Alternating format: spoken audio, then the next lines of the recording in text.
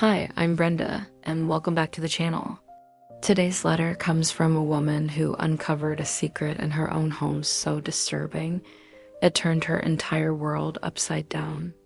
This isn't just about betrayal, it's about survival. Before we begin, please take a moment to like this video, comment below, and subscribe. Your support helps me continue to share these stories, and your comments guide me on which letters to read next. I read every single one. The woman behind today's story, we'll call her Laura, is 34 years old. She's been married to Daniel, a respected contractor in their small town, for just over a year. To everyone around them, they seemed like the perfect couple. Laura had left the city to be with Daniel, moving into the large old house he inherited from his grandparents. It was charming, a little creaky, but she loved the idea of building a life together in a place with history, but within weeks she noticed something strange. At night, after Daniel went to bed, she would hear faint noises coming from the basement. Scraping, shuffling sounds like furniture being dragged slowly across the floor. She asked Daniel about it once.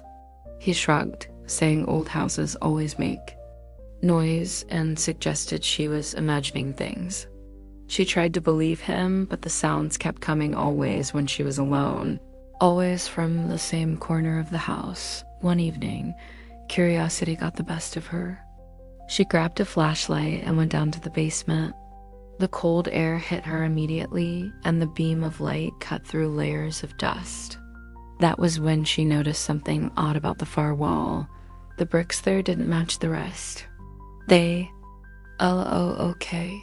newer, out of place. And near the floor, hidden behind a stack of crates, Laura saw the outline of what could only be a door. A hidden door built into the wall. Laura's heart pounded as she pushed the crates aside, the sound echoing in the empty basement. She crouched down, running her hands along the seams of the wall. The outline was faint, but it was definitely a door. She tried pulling it, then pushing, but it didn't budge. Her fingers scraped over a small indentation near the edge, something that looked like a keyhole. Laura didn't have the key, and she doubted Daniel would ever tell her about it. She stepped back, breathing hard. Part of her wanted to leave it alone, to pretend she hadn't seen anything. But the sounds she heard at night haunted her. She couldn't shake the feeling that whatever was behind that wall wasn't meant to be found. That night, she barely slept. Daniel came to bed late, smelling faintly of alcohol, and drifted off almost instantly. Laura stared at the ceiling in the dark, listening for the basement noises again. But the house was silent, eerily silent. The next morning, when Daniel left for work, she returned to the basement with a hammer and screwdriver. She attacked the frame around the door, prying at the bricks, determined to break in. It was harder than she expected, but piece by piece, the edges began to give. After nearly an hour, the latch popped free. Laura hesitated, her hand hovering over the edge of the door. She had no idea what she was about to find, and every instinct screamed at her to stop. But she couldn't. She pushed the door open. A cold draft rushed out, carrying a smell she couldn't quite place. It was metallic, heavy, like rust or blood. Laura stepped inside cautiously, her flashlight beam sweeping across the hidden room for the first time. The space was small and windowless, the walls lined with shelves. And on those shelves were dozens of boxes, each labeled with a woman's name. Laura felt her knees weaken. She didn't recognize the names, but one thing was clear. This wasn't just. Laura's hands shook as she reached for the closest box. The cardboard was old and soft, the label faded. Melissa K. She pulled back the lid slowly, half expecting something to jump out. But what she saw was worse than she could have imagined. Inside were personal belongings, a hairbrush, a necklace, a torn photograph. And at the very bottom, a driver's license. The picture showed a young woman with bright blue eyes and a wide smile. Laura's breath caught. The issue date was 15 years ago.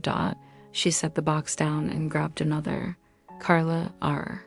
This one contained a diary, shoes, and what looked like a purse. The diary's last entry stopped her cold. I'm scared.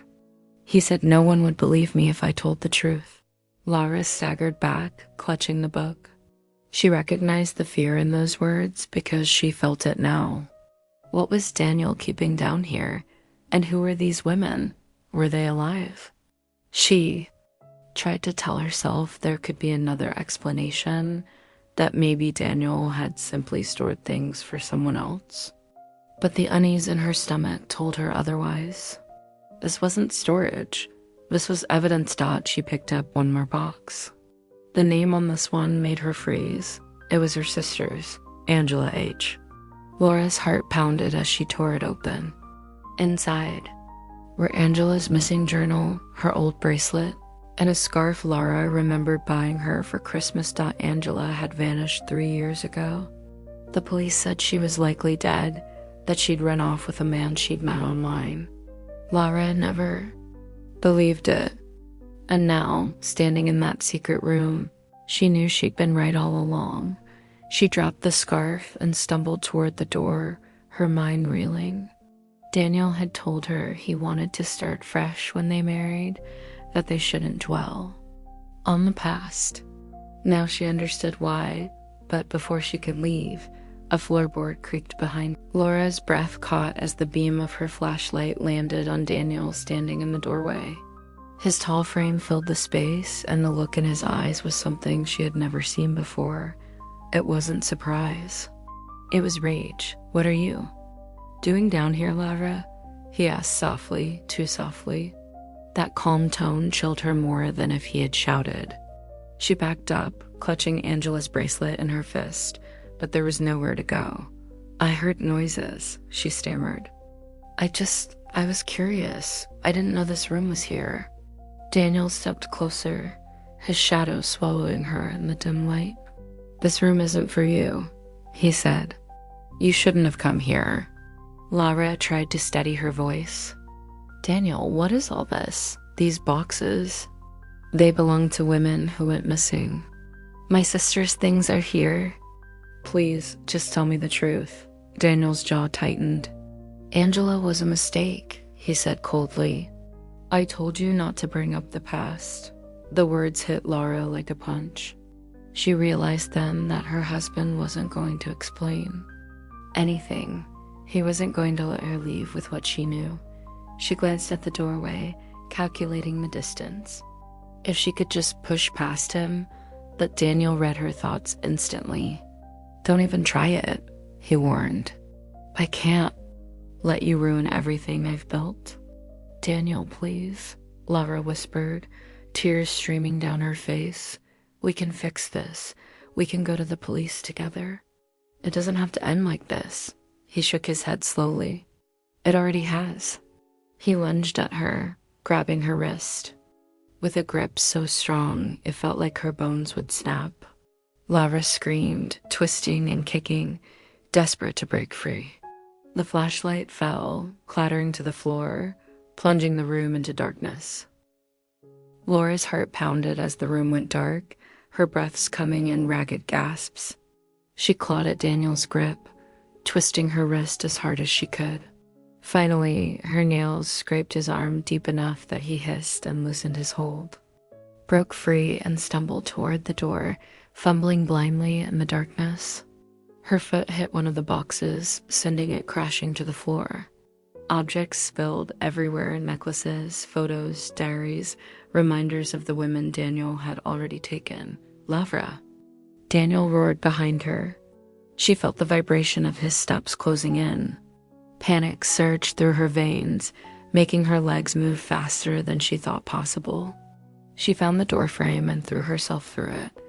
But the basement was a maze of shadows. Laura sprinted across the concrete floor, desperately searching for the stairs. Behind her, Daniel's voice was steady now, almost casual. You can't run from me, Laura. This is our home. You belong here. Her fingers finally brushed the banister, and she bolted up the stairs 2 at a time. Daniel grabbed at her ankle, but she kicked hard, connecting with his jaw. He let out a guttural yell, and she pulled free, slamming the basement door shut behind her. Laura twisted the lock with trembling hands and shoved a chair under the handle for extra protection. She could hear Daniel pounding against the door, the wood groaning with each hit. "You won't make it out?" he snarled. "You can't leave me." She ran for the phone on the kitchen counter, but the line was dead. Daniel must have cut it. Her cell phone was upstairs in the bedroom, and she didn't dare go back up while the basement door was seconds from breaking open. Laura's eyes darted to the back door. It was her only chance. She grabbed Angela's bracelet from her pocket, a reminder of why she had to survive, and sprinted toward it as the basement door cracked open behind her.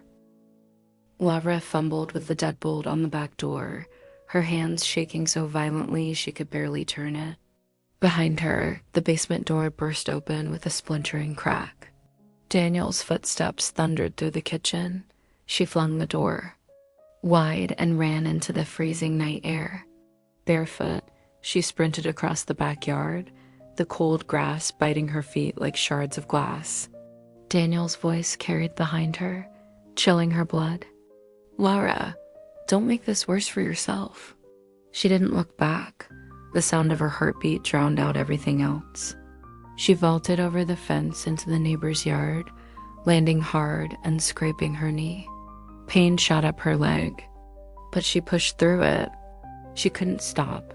The streets were dark and silent, every house asleep. Laura ran for the main road, praying a car would pass. She knew Daniel wasn't far behind. She could hear the rhythmic pounding of his boots closing in. She ducked into an alley, hoping to lose him. For a moment, the world was silent. Then she heard a soft crunch of gravel. Daniel's voice echoed softly through the darkness. "You can't hide from me, Laura. You know I'll find you." Laura's breath caught in her throat. She spotted a dumpster and crouched behind it, trying to quiet the sound of her breathing. She clutched Angela's bracelet in her fist like a talisman. Daniel's shadow passed slowly at the mouth of the alley, his silhouette illuminated by the distant glow of a streetlight. Laura didn't dare move. Every instinct told her that if she made a sound, he would kill her right there. Finally, he moved on, disappearing around the corner. Laura waited another full minute before crawling out. She needed help, but her only thought now was to get as far away from Daniel as possible before. Laura made it to the main road, shivering from the cold night air. Her bare feet throbbed, her knees burned, but she kept moving. She scanned for headlights, for any sign of life, but the street was empty. She spotted a gas station about a quarter-mile ahead. Its neon sign flickered weakly, the only light in the distance. Laura ran as fast as her legs would allow, her lungs aching with every breath. That was when she heard it, the roar of an engine behind her. She turned and saw Daniel's truck speeding down the road, its headlights blinding her.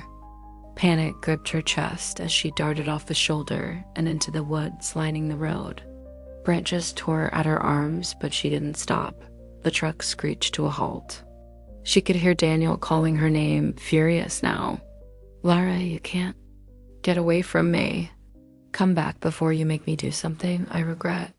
Laura crouched behind a fallen tree, pressing a hand over her mouth to quiet her sobs. She watched as Daniel stepped out of the truck, scanning the dark woods with a flashlight. The beam swept terrifyingly close to where she was hiding.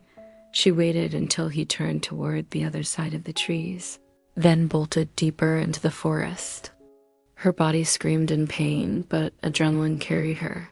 She couldn't risk going back to the road, not while Daniel was so close. Eventually, she saw faint lights through the trees. She stumbled toward them, her hope flaring. It was a small convenience store at the edge of a rural neighborhood. She burst through the door, startling the elderly clerk behind the counter. "Please, you have to help me," Laura gasped, gripping The counter for balance. Call the police. He's after me. The clerk reached for the phone just as Laura's stomach dropped. The sound of a truck engine rumbled outside the store. Laura's eyes darted to the glass door just as Daniel's truck pulled into the parking lot. Its headlights illuminated the tiny store like a spotlight. "He's here," she whispered, her voice trembling. "Please hurry."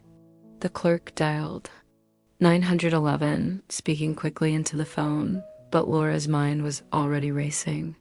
She knew Daniel wouldn't wait for the police. He would come inside and she would be trapped. She ducked behind a rack of snacks just as the bell over the door jingled. Daniel stepped in, his presence filling the room. He scanned the aisles calmly, his voice low and smooth. "Lavra, come home. We can still fix this." The clerk tried to intervene. "Sir, you need to leave." "The police are—" Daniel turned to him sharply, his tone suddenly icy. "Stay out of this." Lara held her breath as his boots clicked against the floor. Drawing closer to her hiding place, she spotted a side door behind the counter, an emergency exit that led to the alley. If she could reach it before Daniel saw her, she crouched low, heart hammering, and began to move quietly toward it. Daniel's voice echoed again. "You think you can run forever? You belong with me, Lavra. You always have." He was closer, now just one aisle away. Laura's trembling hand reached for the exit bar. The door creaked as it opened, and Daniel's head snapped toward the sound. "Lara!" he roared.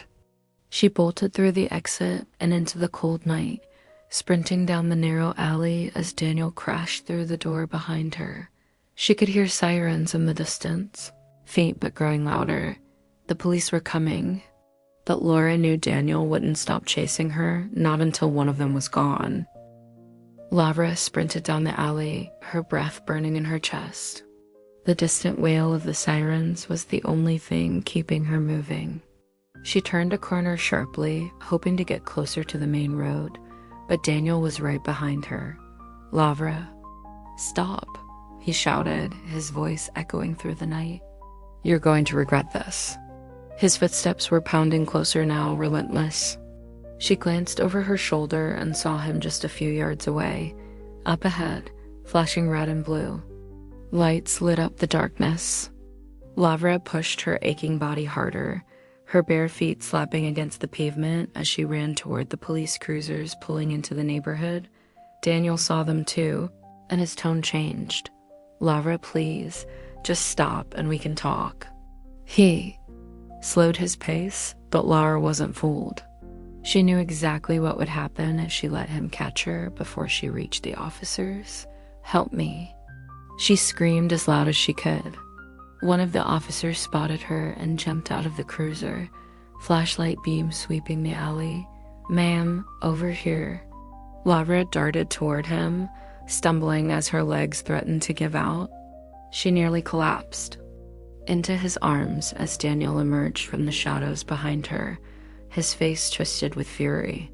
The officer pulled Lara behind him and drew his weapon. "Sir, step back," he ordered. Daniel froze, hands slightly raised, his charming mask sliding back into place. "There's been a misunderstanding," he said smoothly, but Lavra knew the mask now for what it was. "He's dangerous." She shouted, "You have to arrest him. There's evidence back at the house." Her voice cracked, but she didn't care. This was her one chance to finally be heard. The officer tightened his grip on Daniel's arm. "Sir, we need you to step aside." Daniel's charming smile didn't falter, but Lara could see the fury in his eyes. "She's confused," he insisted. "My wife has been under a lot of stress. I'm not confused." Lavra cried, clutching the officer's jacket. "There's a hidden room in our basement. He's been keeping boxes with women's things. My sister's things. He killed them. I know he did." Daniel's jaw tightened, but he stayed silent. The officers exchanged a look, then moved in quickly. One placed handcuffs on Daniel while the other called for backup. He didn't resist, but his glare at Lavra was icy and full of unspoken threats. "We'll search the house," the lead officer said. "If what you're saying is true, we'll find it." Lara nodded, still trembling. She wanted to go with them, but she was barely able to stand. One officer helped her into the back of a cruiser for safety. Daniel was placed in a separate car. As it pulled away, he turned his head slowly, locking eyes with Lara through the window. His lips curled into a slight smile, as if to say this isn't over. The drive back to the house was a blur. Lara kept replaying every moment of her marriage in her mind. Every lie, every excuse, every unexplained absence. How could she have missed it? How could she have slept beside a monster for so long? When they arrived, officers entered the basement and forced open the hidden door. Lara stayed outside, gripping Angela's bracelet in her fist, tears running down her face as they began pulling out the boxes one by one. She heard one officer whisper to another, "There's enough evidence here for a lifetime." And in that moment, Lara knew she wasn't just saving herself. She was finally bringing justice to all the women Daniel had silenced. The police spent hours cataloging the evidence from the hidden room. Lara sat wrapped in a blanket on the porch, watching them carry out box after box. Each one held a different woman's name, a different life Daniel had destroyed. An officer approached her gently. "We've identified at least 6 women so far," he said. "All missing persons from the last 15 years. We'll be contacting their families tonight." Lara felt her stomach turn. This wasn't just a secret, this was a graveyard. Among the boxes, they found Angela's journal, full of entries that documented her fear of Daniel. The last page was dated just days before she disappeared. "I think he knows I'm planning to leave. If something happens to me, it's him." Lara broke down as the officer handed her the journal. She'd suspected Daniel had something to do with Angela's disappearance, but seeing it in her sister's own words shattered her completely. "I should have known," she whispered. "I should have protected her." The officer crouched beside her. "You couldn't have known," he said softly, "but you did the right thing tonight. You saved lives." His words barely registered. Lara felt numb, like the world around her was moving and she was frozen in place. Inside the house, forensic teams uncovered more than just boxes. They found hidden cameras, recording devices, even trophies Daniel had kept from each victim. The sheer level of planning made Laura's blood run cold. One detective came out holding a small metal key. "We found this in Daniel's jacket," he said. "It unlocks the door to the room." He was careful, but not careful enough. Lara took a shaky breath, realizing how close she'd come to never escaping Dot. As dawn broke, the house no longer felt like hers. It was a crime scene now, a place where secrets festered in the walls. And though Daniel was in custody, Lara couldn't shake the feeling that he was still watching her. In the days following Daniel's arrest, Lara barely left her sister's old journal out of her hands. She read it again and again, clinging to Angela's words as if they were the last pieces of her she had left. Each entry was a mix of love and warning, like Angela was guiding her through the darkness even after death. The police called daily with updates. More evidence, more victims. Each revelation felt like a new wound. Daniel had been so meticulous, so careful. The fact that he'd managed to hide all of this for years made Lara question every moment of her marriage. At night, she couldn't sleep. She would wake up gasping, convinced she heard Daniel's footsteps outside her door. Even knowing he was locked away in a cell, the memory of his voice, soft, calm, and threatening, echoed in her mind. Friends and family tried to comfort her, but Lara felt isolated. No one understood what it was like to discover you had been living with a predator, to realize you had loved someone capable of such monstrous things. Therapy became her lifeline, Her therapist reminded her that surviving wasn't weakness, and that running that night had been the bravest thing she could have done. But Laura still felt guilty. She had been so close to losing everything, just like the others. One evening, she visited Angela's grave for the first time since the arrest. She knelt by the headstone, the bracelet she had found in the hidden room dangling from her fingers. "I'm so sorry," she whispered, tears streaming down her face. "But I promise I'll make sure he never hurts anyone again." She left the bracelet draped over the stone, a silent bow. For the first time, Laura felt a sliver of peace. Angela's story and the stories of the other women would be told. Daniel would never hide behind his charm again, but even as she walked back to her car, Laura knew the shadow of that hidden room would always follow her. The truth had set her. Months later, Laura found herself in the courthouse, sitting in the front row of the packed courtroom. The trial had drawn attention from across the state. Everyone wanted to see the man who had terrorized so many families finally face justice. Daniel was led in wearing an orange jumpsuit, his wrists shackled. He looked thinner, his once perfectly combed hair now a mess. But when his eyes met Laura's, that same cold smile crept across his lips. It made her stomach twist. The prosecutor laid out the evidence, the boxes, the journals, the DNA linking Daniel to multiple victims. Witness after witness testified, painting a picture of a man who lived a double life, devoted husband on the surface, predator in secret. When it was Laura's turn to testify, her legs trembled as she approached the stand.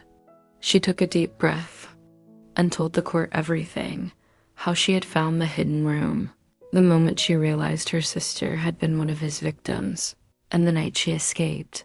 Daniel's lawyer tried to rattle her, implying she was exaggerating or emotional.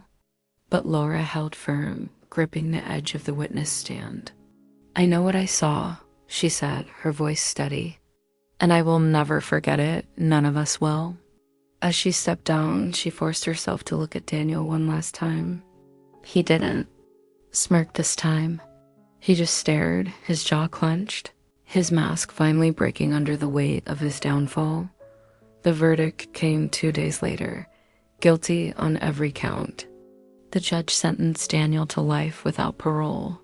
The courtroom erupted in quiet sobs of relief. Laura closed her eyes as tears streamed down her face.